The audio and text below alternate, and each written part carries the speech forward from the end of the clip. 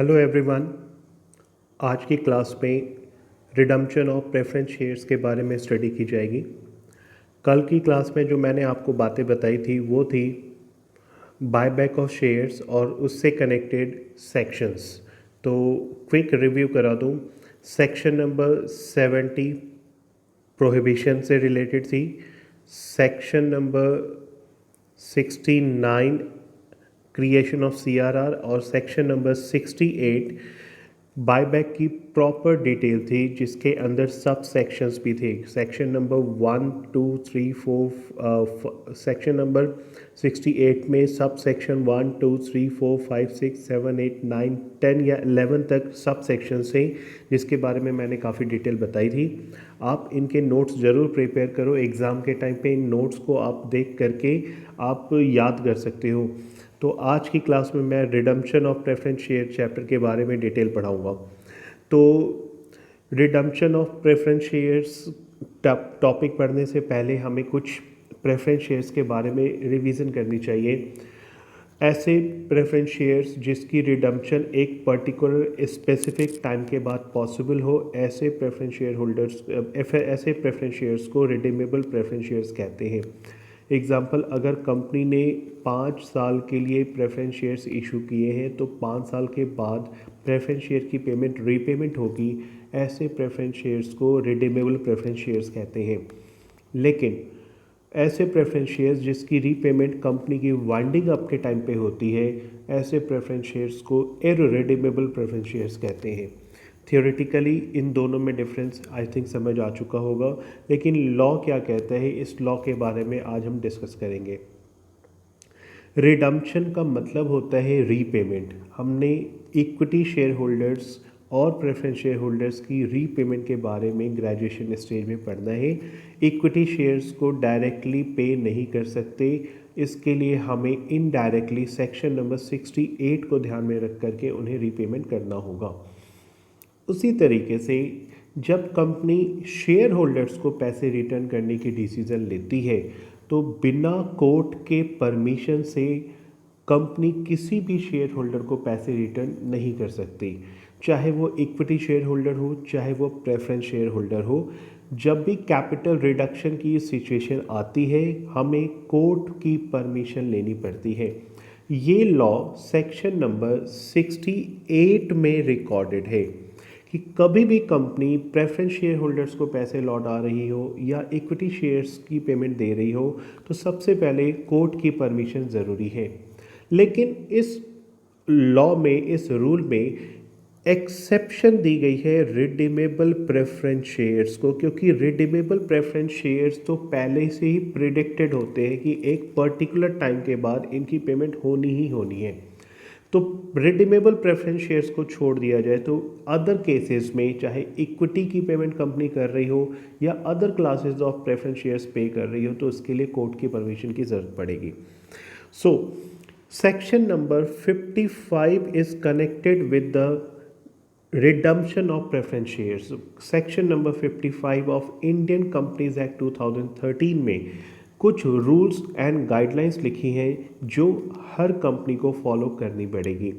सबसे पहला है, अगर कोई ऐसी कंपनी जो लिस्टेड है बाय शेयर्स, मतलब कि अगर किसी कंपनी ने शेयर्स बेचे हुए हैं और वो स्टॉक एक्सचेंज में लिस्ट हुई है शेयर्स, तो ऐसी कंपनी कभी भी इररिडीमेबल शेयर्स इशू नहीं कर सकती by the commencement of Indian companies act 2013। Other words में ऐसे समझो, इंडियन कंपनीज एक्ट 2013 के बाद company irredeemable preference shares issue ही नहीं कर सकती है। ये अब प्रोहिबिटेड हो चुका है।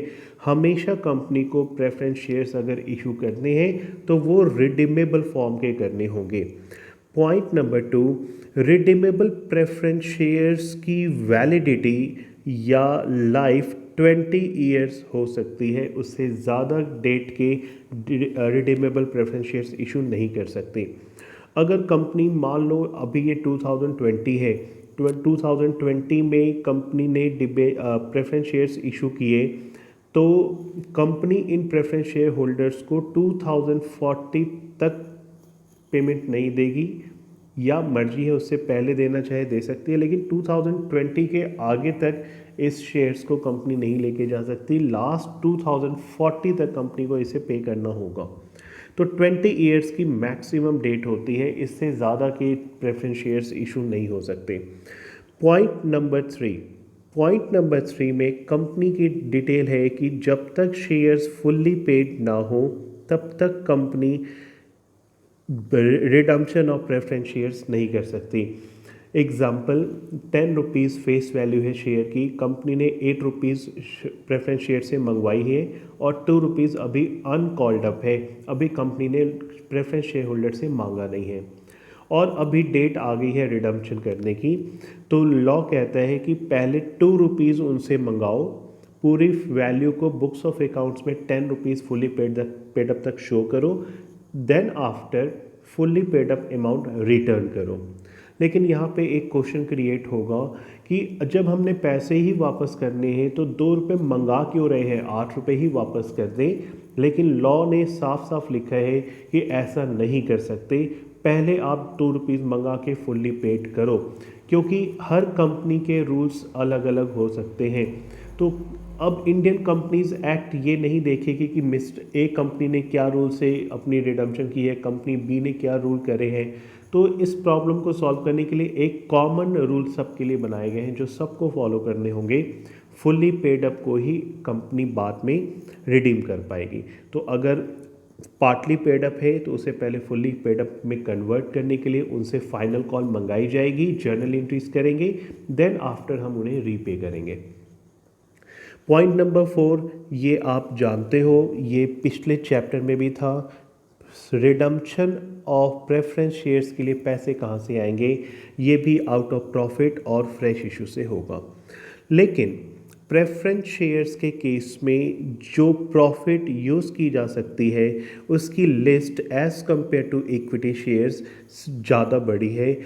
अंडर इक्विटी शेयर्स में 3 रिजर्व्स बताए गए थे, जिसमें जनरल रिजर्व, सरप्लस और सिक्योरिटी प्रीमियम रिजर्व थी। लेकिन प्रेफरेंस शेयर्स की पेमेंट के टाइम पे जो हमें रिजर्व्स को यूज़ करने हैं वो है total 7: general reserve, surplus, dividend equalisation fund, workman compensation fund, employees accident fund, insurance fund and discretionary debenture redemption fund. मैं आपको 2 से 3 मिनट बाद इसके बारे में और डिटेल बताऊंगा। पहले हमें लिस्ट याद रखनी है कि ये सारे रिजर्व्स कंपनी यूज़ कर सकती है for redemption of preference shares. और सेक्शन नंबर 55 में ये भी क्लियर है कि कौन से रिज़र्व यूज़ नहीं किए जा सकते। तो जो रिज़र्व यूज़ नहीं किए जा सकते वो ये सारे रिज़र्व्स हैं। तो कैपिटल रिज़र्व यूज़ नहीं कर सकते, शेयर फॉरफीचर भी यूज़ नहीं कर सकते, एसपीआर भी यूज़ नहीं कर सकते, profit prior to incorporation and developmental reserve. तो ये बड़ा डाउटफुल है, बच्चों को कैसे याद करना है कि कौन से रिजर्व्स हमने लेने हैं कौन से नहीं लेने, आखिर लॉ ने ऐसा रूल कैसे बना दिया। तो अब मैं आपको एक इसकी अंदर की एक डीप इंटरेस्टिंग बात सिखाता हूँ। पहले इसके लिए थोड़ी अपनी थ्योरी को स्ट्रॉन्ग करो। मुझे एक क्वेश्चन का आप आंसर दो। जनरल रिजर्व क्रिएट कहाँ से होती है? रेगुलर प्रॉफिट से होती है। सरप्लस रेगुलर प्रॉफिट से होती है। जितने भी फंड्स क्रिएटेड हुए डिविडेंड इक्वलाइजेशन के या वर्कमैन कॉम्पनसेशन के या एम्प्लॉयज़ के लिए जो फंड बने या इंश्योरेंस में हम हर साल पैसे डिपॉजिट कर रहे हैं, ये फंड, ये जितने भी फंड वर्ड्स हैं ये सारे क्रिएट कैसे हुए? ये सारे रिजर्व प्रॉफिट से हर साल क्रिएट हो रहे हैं और ये पहले से कंपनी को पता था कि ये सारे रिजर्व क्रिएट करने हैं। तो ये सारे रिजर्व रेगुलर प्रॉफिट से क्रिएट हो रहे होंगे। इसलिए जो भी रिजर्व प्रॉफिट से तैयार होता है उन रिजर्व्स की परमिशन लॉ ने दी है, इन रिजर्व से प्रेफरेंस शेयर्स की रिडम्पशन ईजिली कर दो। लेकिन ऐसे रिजर्व जिसकी क्रिएशन आपने प्रॉफिट से नहीं की और वो अचानक आपको वन टाइम रिसीव हुई है, उन रिजर्व्स को आप यूज़ नहीं कर सकते for the purpose of preference shares redemption. कुछ एग्जाम्पल्स के साथ समझाता हूँ कैपिटल रिजर्व एक गेन है जो एक बार रिसीव होती है। एग्जाम्पल वाइज मैंने कोई बिल्डिंग महंगी बेची है, 10 लाख की बिल्डिंग 15 लाख में बेच दी, 5 लाख रुपए मुझे कमाई हो गई। ये 5 लाख रुपए वन टाइम गेन है। ये वन टाइम गेन अलाउड नहीं है जिससे हम रिडम्पशन ऑफ प्रेफरेंस शेयर्स कर सकें। सेम थ्योरी आप शेयर फॉरफीचर में भी अप्लाई करके देखो। फॉरफीचर भी वन टाइम होता है, वन टाइम की कैपिटल गेन है। Security premium reserve, shares premium पे एक बार बिकते हैं, इसलिए ये भी वन टाइम गेन है। और अगर मैंने किसी कंपनी को खरीदा है और उसके पास पुराने रिजर्व्स पड़े थे, वो अब हमारे लिए अचानक गेन हो चुकी है, तो ये भी वन टाइम होती है। तो जो भी रिजर्व्स वन टाइम होंगे, तो इन वन टाइम रिजर्व या कैपिटल गेन्स को कभी भी हम यूज़ नहीं कर सकते for the purpose of redemption of preference shares.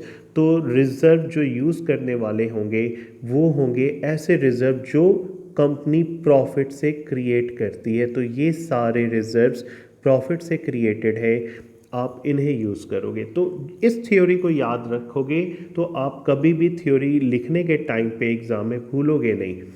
तो रिजर्व की क्रिएशन आपको मैंने बता दी है। पॉइंट अगले पे मैं आऊँगा कि डिबेंचर्स दूसरा सोर्स है फ्रेश इशू से रिडम्पशन होती है। तो इक्विटी में भी फ्रेश इशू बताई गई थी, लेकिन थोड़ा इंटरचेंज है।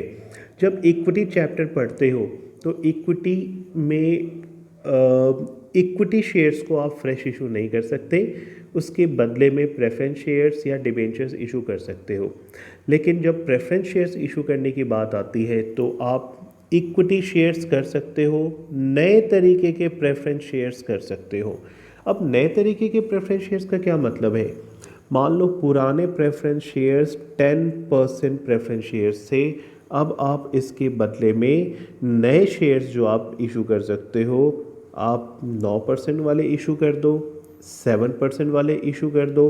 तो ये नए तरीके के प्रेफरेंस शेयर्स हो सकते हैं, बट 10% प्रेफरेंस शेयर्स नहीं होंगे। एक्सेप्ट ओल्ड परसेंटेज, कोई नए तरीके के प्रेफरेंस शेयर्स मार्केट में आप बेच सकते हो।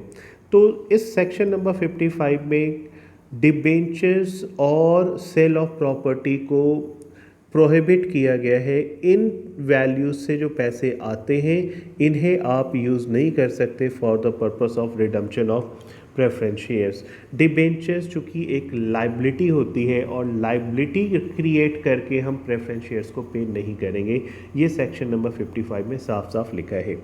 और प्रॉपर्टी बेच देना, इन्वेस्टमेंट बेच देना, अदर वर्ड्स में फिक्स एसेट्स को डिसइन्वेस्ट करके पैसे जो आते हैं उनसे भी आप उन्हें पेमेंट रिटर्न नहीं करोगे। जो प्रॉपर्टी बिकती है या इन्वेस्टमेंट बिकती है वो बेचने का ऑब्जेक्टिव सिर्फ बैंक बैलेंस को मैनेज करना होता है, लेकिन जो जितनी अमाउंट हमने प्रेफरेंस शेयर्स को रिटर्न करनी है उसमें ये अमाउंट यूज़ नहीं होती है। तो ये सारे रूल्स हमने अच्छे तरीके से पढ़ लिए। अब हम आगे करेंगे पॉइंट नंबर 5। ये आप अच्छे तरीके से जानते हो कि CRR क्रिएट करना होगा जितने रुपीज़ आप आउट ऑफ प्रॉफिट से रीपे करते हो। सेकंड पॉइंट नंबर 6, ये जो CRR आप यूज़ करते हो, इन CRR को आप कहाँ यूटिलाइज़ कर सकते हो? तो CRR यूटिलाइज़ करने के लिए हमने बोनस चैप्टर को अच्छे से पढ़ना है। ये एक याद रखना पॉइंट, यहाँ पे डिटेल बोनस में पढ़ाया जाएगा। जब शेयर होल्डर्स को कंपनी बोनस ऑफर करती है तो उस समय पुराने कैपिटल रिडम्पशन रिजर्व को यूटिलाइज़ किया जा सकता है, तो इसलिए हमें ये पॉइंट यहाँ पे भी एक वर्ड लिख देना है। अच्छा, 7 नंबर पॉइंट जो बहुत ही इम्पॉर्टेंट है कि अगर मान लो कंपनी ने प्रेफरेंस शेयर्स की रीपेमेंट दे दी, इसका मतलब ये कैपिटल रिडक्शन हो गई। एक नया वर्ड आपने सीखा, कैपिटल रिडक्शन। कैपिटल रिडक्शन का मतलब कंपनी अपनी कैपिटल कम कर रही है। प्रेफरेंस शेयर्स को आप रीपे कर रहे हो तो ये कैपिटल रिड्यूस हो गई, लेकिन क्या इस रिडक्शन से कंपनी की ऑथराइज कैपिटल कम होगी? Answer is no. लॉ कहता है कि ऑथराइज कैपिटल सेम रहनी है। अगर हमने थोड़े इंटरवल के बाद प्रेफरेंस शेयर्स को पे कर भी दिया या इक्विटी की भी बायबैक हमने कर दी, तो इसका मतलब ये नहीं है कि हमारी ऑथराइज कैपिटल कम हो जाएगी। तो ये पॉइंट नंबर 7 था कि कंपनी की ऑथराइज कैपिटल रिडक्शन के बाद या रिडम्पशन ऑफ प्रेफरेंस शेयर्स के बाद कम नहीं होती है।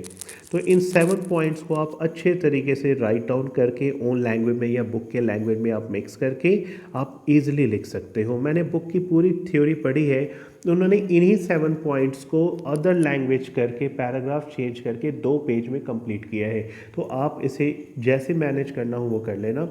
एक मैंने इन 2 चैप्टर की समरी यहाँ पे एक फॉर्मेट वाइज बना दी है, ये आपको क्विक रिवीजन में हेल्प करेगा। सेक्शन नंबर 68 इक्विटी शेयर्स से रिलेटेड है। प्रेफरेंस शेयर्स के लिए जो सेक्शन है वो सेक्शन नंबर 55 है। तो first point section done. Redemption of equity shares directly allowed नहीं है, लेकिन प्रेफरेंस शेयर्स कंपलसरी है रिडीम करने और वो मैक्सिमम 20 ईयर्स तक की इसकी लाइफ हो सकती है। 20 ईयर के जैसे 20 ईयर ख़त्म हुई, अगर कोई रूल्स नहीं भी लिखे तो भी कंपनी को इनके पेमेंट को रिटर्न करना पड़ेगा। Point number 3, equity share holders की जो रीपेमेंट होगी तो वो मैक्सिमम 25% होती है, लेकिन प्रेफरेंस शेयर्स जितने इशू हुए थे सारे के सारे रिटर्न करने पड़ेंगे। Fourth point of difference, resource of fund कहाँ से मिलेगा, ये आप इस समरी में ईजिली पढ़ सकते हो, ये आपको मैंने बता दिया है। 7 पॉइंट्स प्रेफरेंस शेयर्स और इक्विटी के ये सारे। तो आई थिंक बस इतनी ही टॉपिक आपको थ्योरी वाइज कंप्लीट करनी है इस रिडम्पशन ऑफ प्रेफरेंस शेयर्स की। तो मुझे ऐसा लग रहा है कि अगर मैं एक चैप्टर की थ्योरी अच्छे से कर लूँ इक्विटी शेयर्स की, तो प्रेफरेंस शेयर्स की भी ऑटोमेटिकली थ्योरी कंप्लीट हो रही है। दोनों में से जो चैप्टर आप सेलेक्ट करो, एक थ्योरी का क्वेश्चन 100% इक्विटी और प्रेफरेंस में आना ही आना है। मैं अब अपनी थर्ड वीडियो में आपको जर्नल एंट्रीज के बारे में सिखाऊंगा कि इक्विटी की बायबैक में कैसे जर्नल एंट्री बनाई जाती है और प्रेफरेंस शेयर्स में कैसे जर्नल एंट्रीज बनती है।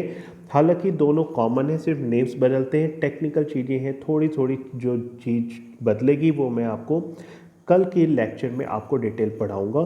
फिर मैं कुछ इलिस्ट्रेशंस आपको मार्क करके दूंगा, आप वो घर पे प्रैक्टिस कर लेना।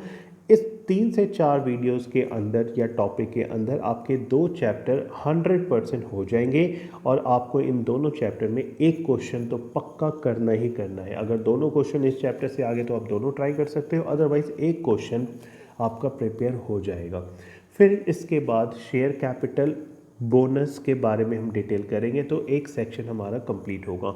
सो मेरा टारगेट है कि अप्रैल एंड होते होते आप मेंटली प्रिपेयर होके नोट्स प्रिपेयर करके फर्स्ट यूनिट को पूरे अच्छे से प्रिपेयर करो। फिर मई मंथ में हमने 4 चैप्टर्स जो सेक्शन बी के हैं उसकी प्रिपरेशन बहुत अच्छे से करेंगे और थ्योरी के ऊपर बहुत मेहनत करेंगे। फॉर द टाइम बिंग आप नोट्स बनाओ और इन वीडियो को अच्छे से देखो। Have a nice day, bye, take care.